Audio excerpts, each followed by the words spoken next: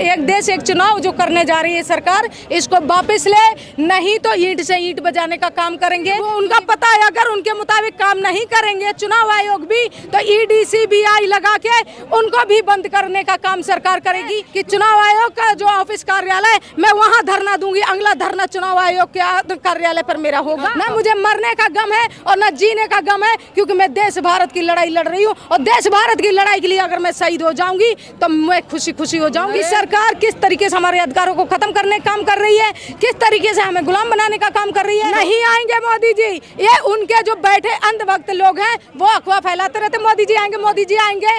बिल्कुल नहीं आने वाले हैं मोदी जी, क्योंकि मैंने अभी 72 जिलों का कवर किया है और मैंने जनता की राय ली है कि तुम्हारी क्या राय है। जनता से कभी सरकार नहीं बनी है, ये जनता के वोटों को लूट करके सरकार बनी हुई है। मेरे साथ कल्पना बौद्ध हैं, जो आप लोगों ने आंदोलन किया। क्या मांग है आप लोगों की? हमारी मांग है कि संविधान में जो संशोधन सरकार कर रही है उसको बंद करे, क्योंकि हमारे अधिकारों के साथ छेड़छाड़ ना करे।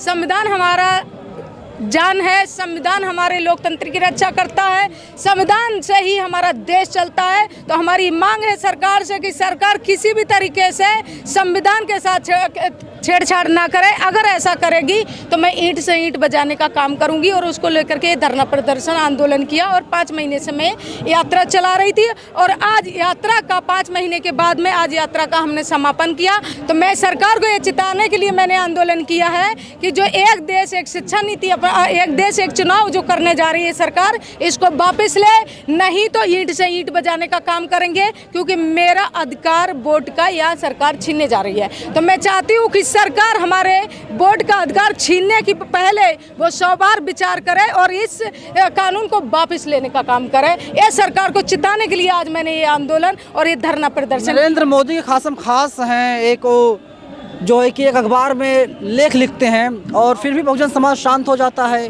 कोई कार्रवाई नहीं करता, कोई आंदोलन नहीं होता देश में।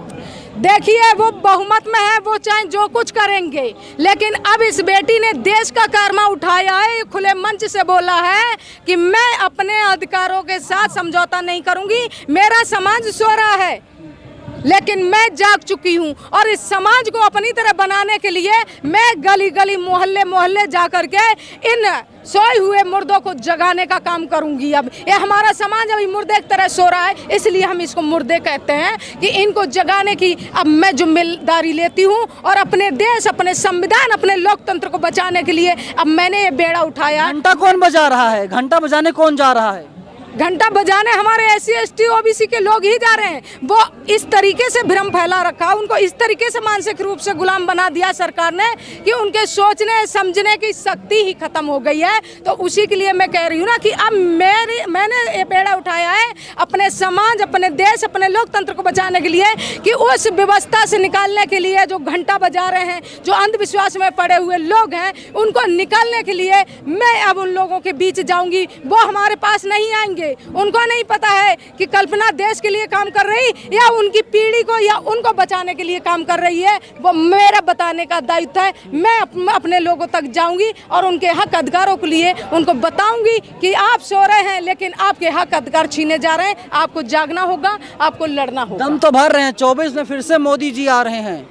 देखो, मोदी जी से अभी हमने कहा मंच के माध्यम से, अगर मोदी जी की इतनी ताकत है और मोदी जी को लगता है कि जनता उनको वोट करती है, फिर निष्पक्ष चुनाव क्यों नहीं करवा रहे हैं मोदी जी? फिर बैलेट पेपर से चुनाव क्यों नहीं करवा रहे हैं मोदी जी? क्यों EVM मशीन से चुनाव करवा? मोदी क्या गलती है? गलती तो जो भी है, सही गलत फैसला लेना, EVM करवाना, बैलेट्स करवाना है, ये तो चुनाव आयोग डिसाइड करेगा। चुनाव आयोग क्यों? तो पल्लू में तो उसके बैठे हैं सरकार के, क्योंकि वो उनका पता है अगर उनके मुताबिक काम नहीं करेंगे चुनाव आयोग भी, तो ED CBI लगा के उनको भी बंद करने का काम सरकार करेगी। क्योंकि ये सरकार तानाशाही है, अच्छे धराशायी कर दिया है इन्होंने लोगों को, विपक्ष पार्टियों को इन्होंने धराशायी कर दिया है। तो चुनाव आयोग भी इनके इशारे पे काम करता है। लेकिन मैं चुनाव आयोग को भी चेतावनी देती है कि चुनाव आयोग का जो ऑफिस कार्यालय, मैं वहाँ धरना दूंगी। अगला धरना चुनाव आयोग के कार्यालय कार्यालय पर मेरा होगा। कब? दिल्ली जंतर मंतर पे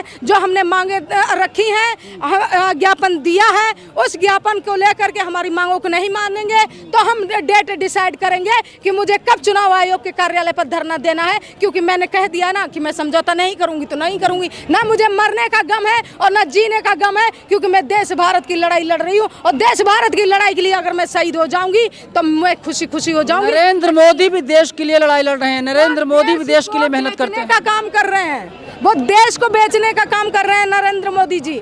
आप समझिए, रेल बेच दी, ट्रेन बेच दी है, LIC बेच दी, सारा सब निजीकरण कर दिया, पूरा देश बेच दिया और उन अडानी अंबानी उन उद्योगपतियों को उन्होंने बढ़ावा दिया जो देश के वो लुटेरे लोग हैं जिनका हजारों करोड़ कर्जा माफ कर दिया, वो उनके साथ खड़े हैं। गरीब जनता का हक मारकर उन लोगों को देना चाहते हैं जो हम पर राज कर रहे हैं और हमारे ही द्वारा वो अरबपति खरबपति बने हैं। मजदूर मधुआ कौन लोग हैं? हमारे अपने लोग हैं, बहुजन समाज के लोग हैं। तो वो काम नहीं कर रहे, वो किताब पेपरों में काम कर रहे हैं, लेकिन वो जनता के लिए काम नहीं कर रहे हैं। सरकार, जनता समझ चुकी है कि सरकार किस तरीके से हमारे अधिकारों को खत्म करने का काम कर रही है, किस तरीके से हमें गुलाम बनाने का काम कर रही है। 24 में मोदी जी आएंगे या नहीं? हाँ या ना? नहीं आएंगे मोदी जी। ये उनके जो बैठे अंधभक्त लोग हैं वो अफवाह फैलाते रहते मोदी जी आएंगे, मोदी जी आएंगे।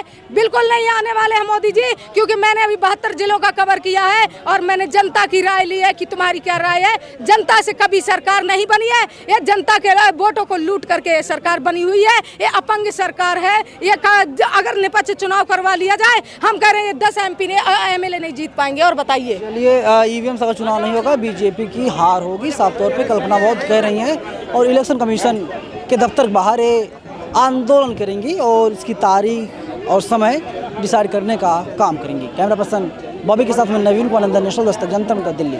नेशनल दस्तक की आपसे गुजारिश है कि अगर इसको बचाना चाहते हैं तो नेशनल दस्तक को सब्सक्राइब करने के लिए रेड कलर के सब्सक्राइब बटन को दबाएं, फिर बेल आइकन की घंटी दबाएं। नेशनल दस्तक को बचाने के लिए बहुत जरूरी है कि हर खबर को शेयर करें, लाइक करें, कमेंट जरूर करें।